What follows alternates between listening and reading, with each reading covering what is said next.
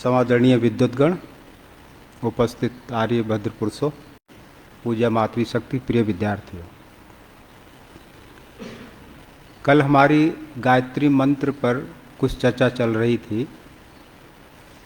तो प्रत्येक मंत्र के अंदर जिन व्यक्तियों का नाम देखने को मिलता है, बहुत सारे नाम आपको वेद मंत्रों के अंदर मिलेंगे।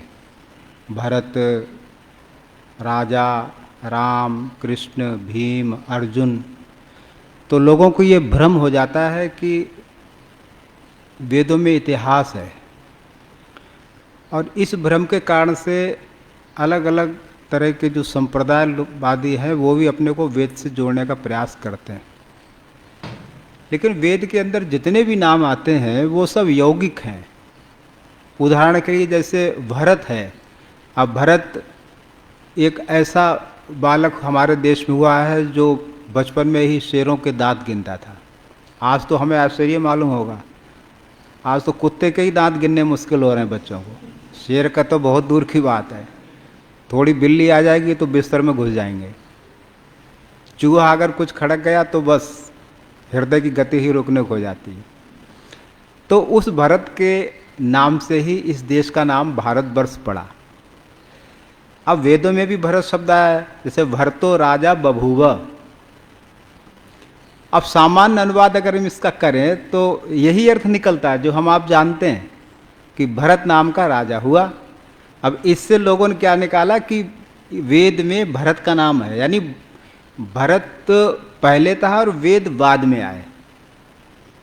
तो इस तरह के अर्थों को जो वो लोग करते हैं संस्कृत से अपरिचित होने के कारण से करते हैं। यहाँ पर है भ्री भरण पोषण धातु है कि जो भरण पोषण करता है उसका नाम भरत है, उसका नाम राजा है। वो मैं भी हो सकता हूँ, आप भी हो सकते हैं, कोई भी हो सकता है। तो इसी तरह से बहुत सारे वेदों में नाम आते हैं जिनको हम कहते हैं यौगिक। यौगिक नाम जिनको बोलते हैं जो धातु और प्रत्यय से जुड़ करके और फिर बनते हैं। तो उपनयन संस्कार के अंदर जब शिक्षा प्राप्त करने के लिए बालक गुरुकुल में आता है तो उसको बहुत सारी क्रियाएं सिखाई जाती हैं, बहुत सारे गुरु शिष्य के संबंध के जोड़ने में निर्देश हैं। लेकिन अंत में फिर एक विशेष शिक्षा दी गई है कि गुरु और शिष्य का संबंध तभी ठीक से जुड़ सकता है जब शिष्य और गुरु दोनों के मन में ईश्वर के अस्तित्व का बोध हो, उन्हें अस्तित्व का अच्छी तरह से ज्ञान हो। तो इसमें आया है ओम भूर्भुवः स्वः। ओम जैसे कि योग दर्शन में हम पढ़ते हैं तस्वाचका प्रणवा, कुछ ईश्वर का नाम ओम है। इसमें बहुत सारे गुण आ जाते हैं। अगर हम ईश्वर को कहें दयालु तो केवल एक दया गुण ही आएगा, लेकिन अगर हम ईश्वर को ओम बोल देते हैं तो उसमें बहुत सारे गुणों का समावेश हो जाता है। इसलिए ओम को यहाँ पर सर्वश्रेष्ठ कहा है। तो इसलिए गायत्री मंत्र का प्रारंभ जो है वो ओम से हुआ है।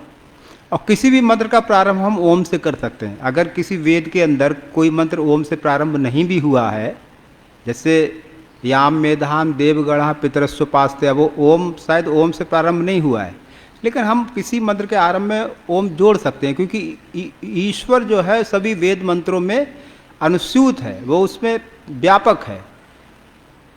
और आगे कहते हैं भू। भू के बहुत सारे अर्थ हैं, और कहीं भू का अर्थ कर्म किया जाता है, कहीं दूसरा कोई प्राकृतिक अर्थ किया जाता है। लेकिन ऋषि दयानंद जी ने सत्यात प्रकाश के अंदर भू का अर्थ किया है जो प्राण का भी प्राण है। अब प्राण का भी प्राण कौन है? जिसकी सहायता से हम ये श्वास प्रश्वास की क्रिया करते हैं, उस प्राणों का जो निर्माण है वो हमने आपने नहीं किया है। हम जल के बगैर कुछ समय तक जीवित रह सकते हैं, हम अग्नि के बगैर भी कुछ समय तक जीवित रह सकते हैं, लेकिन अगर श्वास प्रश्वास रुक जाता है तो हमारे जीवन की संभावना खत्म हो जाती है। तो कहते हैं कि जो प्राण से भी प्रिय है और जो प्राणों का भी प्राण, यानी प्राणों से भी प्यारा जो हमें है, तो वो जो है उसका नाम यहाँ पर बताया है कि वो सृष्टिकर्ता ईश्वर है जो हर व्यक्ति को प्रिय है। ठीक है, उनके ईश्वर के स्वरूप अलग अलग होंगे, लेकिन आदमी मानसिक शांति प्राप्त करने के लिए अंत में किसी न किसी रूप में वो ईश्वर की ही खोज करता है, ईश्वर की ही शरण में बैठता है, ध्यान में बैठता है, एकांत में बैठता है, प्रार्थना करता है कि मेरे ऊपर ये जो दुख आया है भगवान आप मुझे ज्ञान विज्ञान प्रदान कीजिए जिससे कि मैं आए हुए इस दुख को सहन करूं, दूर करूं। तो वैसे हर चीज़ देखा जाए तो प्राण है, सूर्य प्राण है, जल प्राण है, क्योंकि ये हमारे जीवन के निर्वाह के साधन है। अन्न प्राण है, अन्नम वै प्राण, ऐसा भी कहीं आता है कि जो अन्न क्या कहते हैं ये प्राण है। अन्नम वै ब्रह्मा, अन्न को कहीं ब्रह्म बता दिया है। तो जगह जगह इनकी अलग अलग तरह की व्याख्याएं होती हैं। तो स्वामी जी कहते हैं कि यहाँ पर ईश्वर परक अर्थ जो है वो हमें लेना चाहिए कि जो सबका आधार है, जिसके जीवन से हमारा जीवन चलता है, जिसकी सहायता से हम बोलते हैं, क्रियाएं करते हैं, उसको किसी भी स्थिति में हम अपने मन से विस्मृत ना होने दें।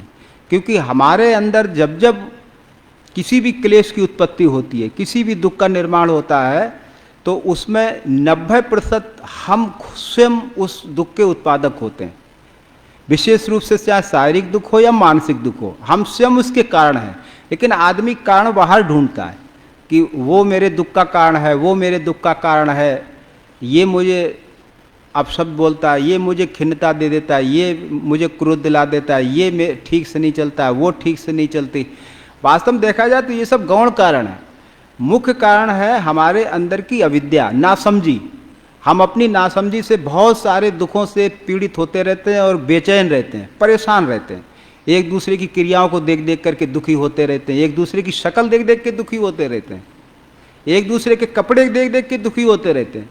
उदाहरण के लिए जैसे मान लीजिए मेरे कपड़े सूख रहे हैं ऊपर छत पे या तार पे, और किसी ऐसे व्यक्ति ने मेरे कपड़े के पास अपना कपड़ा सुखा दिया है जिससे मेरा विचार नहीं मिलता है, मुझे द्वेष आता है देखते ही।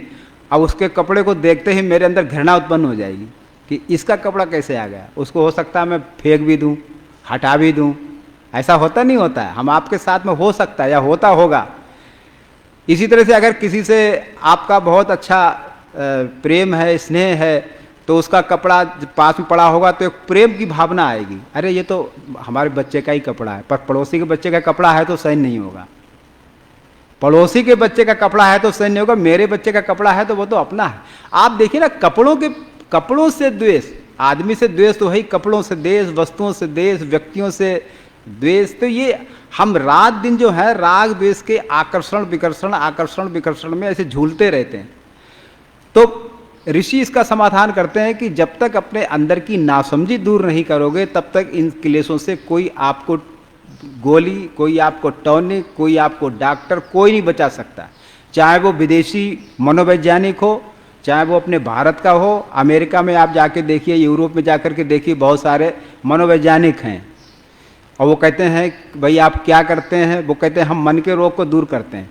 मन के रोग क्या हैं? जैसे अतृप्ति है, अतृप्त इच्छाएं हैं, बुरी भावनाएं हैं, अतृप्त वासना है, क्रोध है, इनको हम दूर करते हैं। आपको आश्चर्य होगा कि जो इन क्रोधों को दूर करने की जिम्मेदारी लेता है वो खुद व्यक्ति क्रोधी है। ये एक मनोवैज्ञानिक हक्सले नाम था, हक्सले या और कोई ऐसा मनोवैज्ञानिक था। वो स्वयं जब क्रोधित होता था तो पागल हो जाता था और दूसरों को कहता था कि देखो ऐसे करना है, ऐसे करना, ऐसे करना। तो जो स्वयं मनोरोगों के शिकार हैं वो दूसरे के मनोरोग को कैसे हटा सकते हैं? इन मनोरोगों को हटाने के लिए एक ईश्वर की ही शरण है। उसके गुणों को स्मरण करना, उसके गुणों को याद करना, उसके आनंद में मग्न होना, उससे सद्गुणों की प्रार्थना करना, तभी हमारे मन के और शारीरिक रोग हट जाते हैं।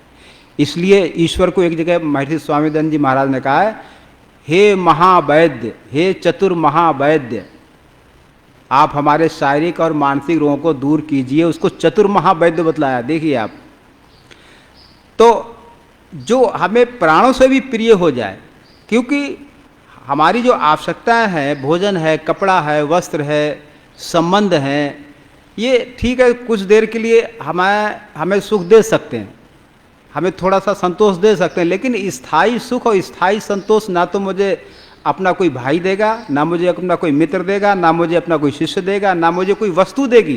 कोई भी वस्तु, कोई भी व्यक्ति, कोई भी विचार, कोई भी परिस्थिति मुझे थोड़े समय तक की सुख और संतोष दे सकती है। असली संतोष और आनंद की जड़ तो हमारे भीतर है, और वो है परमेश्वर।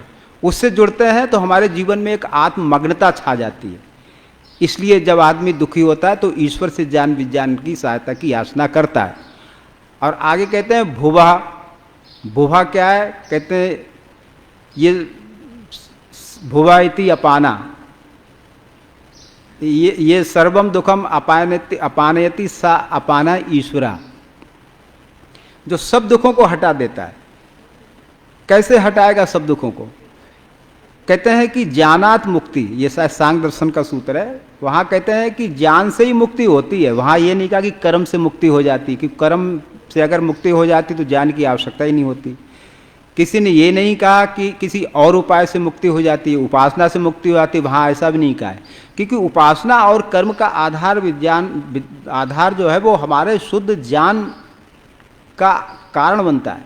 अगर हमारे अंदर ज्ञान बिगड़ा हुआ है ईश्वर के संबंध में या प्रकृति के संबंध में या स्वयं के संबंध में, अगर मेरा ज्ञान बिगड़ा हुआ है, मेरा ज्ञान ठीक नहीं है, तो जैसा मेरा ज्ञान होगा वैसा ही हमारा कर्म होगा। क्योंकि यद मनसा देहाती, मन से व्यक्ति अच्छे और बुरे विचार का जब ध्यान करता है तो उसी हिसाब से वो ध्यान उसके कर्म में, उसके वाणी में परिणित हो जाता है। और जब कर्म में परिणित हो जाता है तो फिर उसका फल उस जीव को भोगना पड़ता है। तो इसलिए सबसे पहले अपने अंदर अपने ज्ञान को ठीक करने की आवश्यकता है। ज्ञान ठीक होगा तो हमारा मस्तिष्क ठीक होगा। ज्ञान अगर आप मन से स्वस्थ रहना चाहते हैं तो अपने ज्ञान को बदलिए कि इस ज्ञान से मेरा दुख बढ़ रहा है या घट रहा है। उदाहरण के लिए, जैसे हम देखते हैं किसी के संबंध में हम सोच लेते हैं, अच्छा सोच लेते हैं, बुरा सोच लेते हैं, लेकिन यदि वो इस शिक्षा को ग्रहण कर ले, वेद कहता है कि सर्वम आत्मवद भूतेषु या पश्यति सा पश्यति। कहते हैं कि वो योगी या वो व्यक्ति जो अपनी आत्मा के समान ही दूसरे की आत्मा को देखता है। अब यहाँ पर क्या उसका तात्पर्य निकल रहा है कि अपने आत्मा के समान दूसरी आत्मा को देख रहा। पहली बात तो मैं अपनी आत्मा को खुद ही नहीं देख सकता हूँ, तो दूसरे की आत्मा को कैसे देखूंगा? अब यहाँ पर ये तात्पर्य लगाना होता है कि ठीक है कि आत्मा को ना मैं देख सकता हूँ ना दूसरे देख सकते हैं। यहाँ पर तात्पर्य है कि अपने मन को, अपनी आत्मा को जो अच्छा लगता है, जो आपको रुचिकर लगता है, जो आपको बहुत सुख देता है, जो व्यवहार आपको स्वस्थ कर देता है, जो व्यवहार आपको अंदर उत्साह और प्रसन्नता दिला देता है, जो आप अपने लिए चाहते हैं, तो वही चाहना आपकी दूसरे के प्रति होनी चाहिए। यदि मैं चाहता हूं कि लोग मेरे को देख करके मुंह नहीं बिचका लें, मुंह बिचका लेते हैं ना, मुंह बिगाड़ लेते हैं, तो आपको भी हमें भी दूसरे को देख करके मुंह नहीं बिगाड़ना, चेहरा नहीं बिगाड़ना है। बिगाड़ लेते हैं लोग, हम में आप से भी हो सकते हैं, कई ब्रह्मचारी, और मैं भी उसमें हो सकता हूँ, मैं भी अपने को शामिल करता हूँ। किसी पर प्रत्यारोप की बात नहीं है, मैं स्वयं इसमें हो सकता हूँ। तो ये जो हमारा जो अच्छे और बुरे को देख करके चेहरा बन जाता है, चेहरा बिगड़ जाता है, इसमें मूल कारण यही है कि हम ईश्वर से जुड़े हुए नहीं हैं। अगर वो थोड़ी देर के लिए ये समझ ले कि भाई जिसको देख करके मैं चेहरा बना रहा हूँ, मुंह बिगाड़ रहा हूँ, आखिर ये भी तो ईश्वर की संतान है, इसे तो ईश्वर नहीं बनाया है। ईश्वर की संध्या करता हूँ, ईश्वर से प्रेम करता हूँ और ईश्वर के बनाए हुए प्राणियों से द्वेष करता हूँ, ये तो विरोधाभास है। ऐसे कैसे चलेगा? ये उपासना नकली मानी जाएगी। इसलिए हमें कोशिश करनी चाहिए कि अगर हम 24 घंटे प्रसन्न, शांत और स्वस्थ रहना चाहते हैं तो हमें इस प्रक्रिया को, हमें इस ज्ञान में परिवर्तन करना ही पड़ेगा कि सब मेरे अपने। ठीक है, किसी ने हमारा नुकसान कर दिया तो उसने मूर्खता कारण कर दिया, हम उससे सावधान रहें, हम उससे जागरूक रहें कि वो हमारा नुकसान ना कर दे। लेकिन अंदर विकृति पैदा कर करके, अंदर द्वेष पैदा कर करके हम अपने मन को ही बिगाड़ते हैं, हम अपने मन की बीमारी को ही बढ़ाते हैं, और ऐसी स्थिति में हमें कुछ अच्छा नहीं लगता। इसलिए ईश्वर की सहायता से वहाँ पे कहा गया है, ईश्वर की सहायता लेकर के, कि जो संपूर्ण दुखों को नष्ट करने में सक्षम है वो जो है वो ईश्वर है। जब हम ये प्रार्थना करते हैं कि ईश्वर संपूर्ण दुखों को दूर करता है, तो हमें क्या प्रार्थना करनी चाहिए कि हम अपने दुख तो दूर कर लें और दूसरे के दुख को बढ़ा दें, ये प्रार्थना करनी चाहिए। अगर हम ये प्रार्थना कर रहे हैं कि मैं तो सुखी हो जाऊं और पड़ोसी मेरा दुखी हो, हम घर में आकर के कलह करते हैं। अभी थोड़ी देर पहले आर्य समाज में बैठे थे, या चलिए यहाँ यज्ञशाला में बैठे हैं, और यहाँ से बाहर निकलते ही आपस में तनातनी हो रही है। होता कि नहीं होता है? यहाँ से बाहर निकलते ही तनातनी शुरू प्रारंभ हो जाता है। उसका हम भूल जाते हैं हमने यज्ञशाला में क्या सुना था या क्या किया था। तो ये जागरूकता के हिसाब से अपने आप को सोचना पड़ेगा। अगर हम अपने आप को ठीक रखना चाहते तो ज्ञान को ठीक रखना पड़ेगा। तो ऐसी स्थिति में उससे प्रार्थना की जा रही कि जैसे हम चाहते हैं कि मेरा दुख दूर हो, तो मैं दूसरों के दुख को दूर करने के लिए कुछ प्रयत्न करता हूँ, नहीं करता हूँ? देखिए, मैं दूसरों से अच्छा व्यवहार चाहता हूँ, तो दूसरे मेरे साथ अच्छा व्यवहार करते कि नहीं करते? अगर मैं दूसरों से अच्छा व्यवहार चाहता हूँ, तो उसकी पहल मुझे दिखानी होगी कि मेरा पूरा प्रयास हो कि मेरे व्यवहार से किसी व्यक्ति को बेकारण कष्ट नहीं होना चाहिए। अब मेरी वाणी से कष्ट ना हो, मेरे शरीर से कष्ट ना हो। ये जब हम देखते हैं तो फिर वो दुखम अपानेति, वो हमारा सूत्र काम करता है। वो ईश्वर हमारे दुखों को दूर करता है। हमें भी ये देखना चाहिए कि हम कितना दुख दूसरों को दूर करने के लिए प्रयास कर रहे हैं। पश्चिम बंगाल में अकाल पड़ा, उसमें लाखों लोग मर गए, और ये अंग्रेजों के समय की बात है। तो आर्य प्रतिनिधि सभा ने, और उस समय महात्मा आनंद स्वामी जी भी जीवित थे, तो इन सब ने विचार किया कि भाई पश्चिम बंगाल में अंग्रेज लोग तो सहायता कर नहीं रहे थे। वो हालांकि अपने को जेंटलमैन मानते हैं, जेंटलमैन समझते ना, एक सभ्य पुरुष। स्वामी जी ने इतनी बढ़िया बात लिखी है कि स्वदेशी राजा चाहे कितना भी बुरा हो, परंतु उसी को ही राजा बनाना चाहिए। एक भाव उनका स्वामी बता रहा। और विदेशी राजा चाहे माता पिता के समान ही कृपा करने वाला क्यों ना हो, उसको कभी भी राजा हमारे देश का नहीं बनाना चाहिए। इतनी ऊंची बात, और वो भी अंग्रेजों के ज़माने में कह दी। ये बहुत बड़ी हिम्मत की बात है। क्यों कहा ऐसा? महारानी विक्टोरिया ने ये घोषणा करी थी कि मैं जितनी जो भारत की प्रजा है उसके धर्म में अब हस्तक्षेप मैं नहीं करूंगी।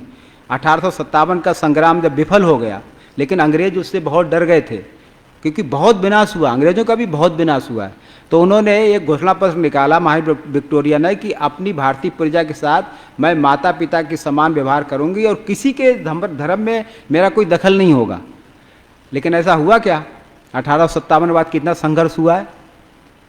तो इसलिए स्वामी जी ने बहुत अच्छा लिखा है कि विदेशी राजा चाहे कितना भी बढ़िया हो, वो अपने देश की सोचेगा। विदेशी अपने देश सोचा, अमेरिका का राजा है तो अमेरिका की सोचेगा, इंग्लैंड का है तो इंग्लैंड की सोचेगा, हमारी क्यों सोचेगा वो? आपने कभी सुना कि किसी अंग्रेज को फांसी मिली हो? सुना अंग्रेजों के राज में किसी अंग्रेज को फांसी मिली हो? और भारतीयों को तो चढ़ा देते थे फांसी। थोड़ी सी घटना हो गई, फांसी चढ़ाओ। ये जो पक्षपात है ना, ये स्वदेशी और विदेशी राजा में बहुत बड़ा अंतर है। तो यहाँ पर मैं कह रहा था कि दूसरों के दुखों को दूर करने के लिए आदमी के अंदर थोड़ा सा अपनापन आना चाहिए। और वो अपनापन जब ही आ सकता है जब हम उसको अपना समझने लग जाते हैं। परिवारों में तभी शांति रह सकती। परिवारों में एक दूसरे की बात को सहन नहीं कर पाते, जहर जैसी लगती है। वो तभी संभव है कि जब अपने अंदर ईश्वर से जुड़ेंगे, ईश्वर से सहन करने का स्वभाव मांगेंगे, गलती को हंसी में उड़ा देंगे। गलती को लोग हंसी में उड़ाते हैं, बहुत थोड़े लोग होंगे। गलती को अगर हम किसी से गलती हो जाती है तो आदमी पूरी तरह तनाव में आ जाता है। आता कि नहीं आता है? कुछ उंगलियों पर गिने जाने वाले ऐसे लोग हैं जो गलती को भी हंस करके टाल देते हैं, अपमान को हंस करके टाल देते हैं। बहुत थोड़े लोग हैं, और जो वो थोड़े लोग ही सबसे ज़्यादा सुखी हैं। सुख में तो सभी मुस्कुरा लेते हैं, सुख में तो सभी हा हा कर लेते हैं, लेकिन दुख में भी जो हा हा कर ले, साधना उसकी है, वो साधक है। कहते ना, जिसको गम में भी मुस्कुराना आ गया है उसको जीना आ गया। सुख में तो सभी हंसते हैं, प्रसन्न होते हैं। अपमान होने पर, क्लेश और दूसरों से पीड़ा मिलने पर भी जो हंसता रहे, अंदर से हंस ले, वो बहुत बड़ी, मैं समझता हूँ, साधना करता है, बहुत बड़ा साधक है। और आगे एक शब्द का और करके फिर मैं समाप्त करता हूँ। स्वाहा, आगे है स्वाहा। स्वाहा का मतलब है जो सब जगह है। सब जगह उसका अस्तित्व हमें जो है वो अनुभव में आता है। पाप करने के लिए ऐसी कोई जगह बताइए जहां ईश्वर ना हो। मंदिर वाले कहेंगे जी मंदिर में तो हम नहीं करेंगे, बाहर तो पाप कर लेंगे। लेकिन जो सर्वव्यापक ईश्वर को स्वीकार करता है, जहां संसार नहीं है वहां भी ईश्वर है, जहां संसार है वहां भी ईश्वर है। तो ऐसे ईश्वर को जो लोग स्वीकार कर लेते हैं, सिद्धांतता तो स्वीकार कर ही लेते हैं, लेकिन जो व्यवहार में भी अगर स्वीकार कर लेते हैं तो उनसे अशुभ कर्म बहुत कम होंगे। होंगे तो जरूर, क्योंकि जन्म जन्मांतर के संस्कार इतने भरे पड़े हैं कि ईश्वर भी पूरी शक्ति लगा देता है तो वो भी मैं समझता हूँ फेल हो जाता है कई बार। वो कहता है कि मैं तेरी भी नहीं सुनूंगा, मैं तो अपने मन की करूंगा। और करते हैं लोग, करते नहीं करते, फिर बाद में सोचता है अरे ये तो बहुत बुरा हो गया, ये तो अच्छा नहीं हुआ। लेकिन जब करता है उस समय उसे बुरा मालूम नहीं होता। करते समय, करने से पहले उसको बुरा मालूम नहीं, तब बुरा मालूम तब होता है जब वो कर चुकता है। तो अगर हम थोड़ा थोड़ा प्रयास करें कि जब भी मेरे मन में किसी के प्रति कोई बुरा चिंतन आता है, कोई बुरी कल्पना आती है, कोई बुरा विचार आता है, अगर हम ये सोच लें कि भाई अपने मैं मन को बीमार क्यों कर रहा हूँ, अच्छा सोचूं, अच्छा सोचने की आदत बनाऊं, अपने लिए भी अच्छा सोचूं, दूसरे के लिए भी अच्छा सोचूं।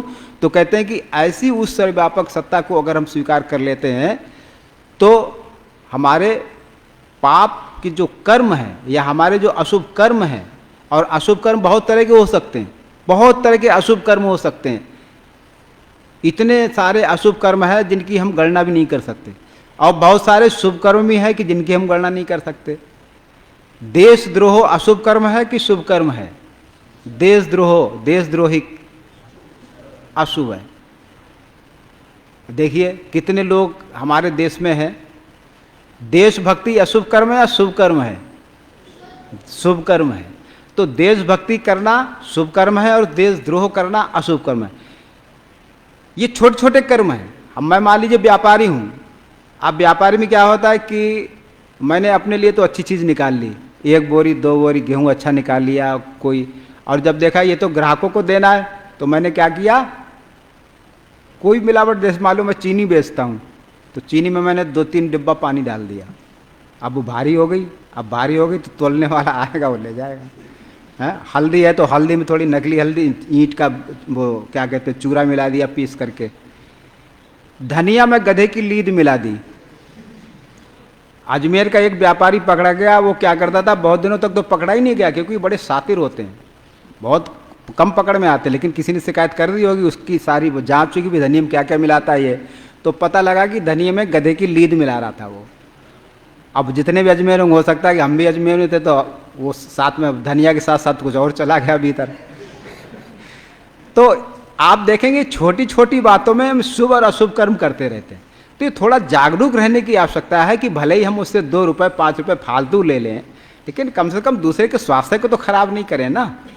दूसरे को स्वास्थ्य के खराब करने का मतलब है कि हमारे अंदर दूसरे के लिए कोई प्रेम नहीं है। हम उसको सोचते हैं ये तो 2 नंबर का बेकार आदमी है, मेरा परिवार अच्छा है, मेरा परिवार का स्वास्थ्य अच्छा होना चाहिए। तो ऐसी बहुत सारी बातें हैं। तो संक्षेप में सार यह है कि ईश्वर को किसी भी स्थिति में हमें अपने मन से विस्मृत नहीं होने देना चाहिए। हम थोड़ा समय इसमें लगाएं, भले ही आधा घंटा नहीं बैठ सकते, 10 मिनट बैठ जाएं। 10 मिनट में भी अगर आप हृदय से प्रार्थना कर लेते हैं तो वो आधा घंटे नहीं, वो आपकी 8 घंटे काम आएगी। और अगर हम वैसे ही बैठते हैं, ठीक है अपना आँख बंद कर बैठ रहे हैं, फिर ऐसे कर रहे हैं, फिर यूं कर रहे हैं, होता ही नहीं होता, कभी यूं कर रहे हैं, वो कोई उपासना नहीं है। 10 मिनट बैठ जाओ अच्छी तरह, बस उसमें 24 घंटे दिमाग ठीक रहेगा। तो इस मंत्र में यही कहा गया। बाकी चर्चा फिर कल करूँगा, कल गायत्री मंत्र पूरा कर दूंगा। आप सभी का धन्यवाद। शांति पाठ। ओम द्यौ शांतिरंतरिक्षं शांति पृथिवी शांतिराप शांतिरोषधया शांति वनस्पतया शांतिर्विश्वे देवा शांतिर्ब्रह्म शांति सर्वं शांति शांतिरेव शांति सामा शांतिरेधि। ओम शांति शांति शांति। सर्वेभ्यो नमः।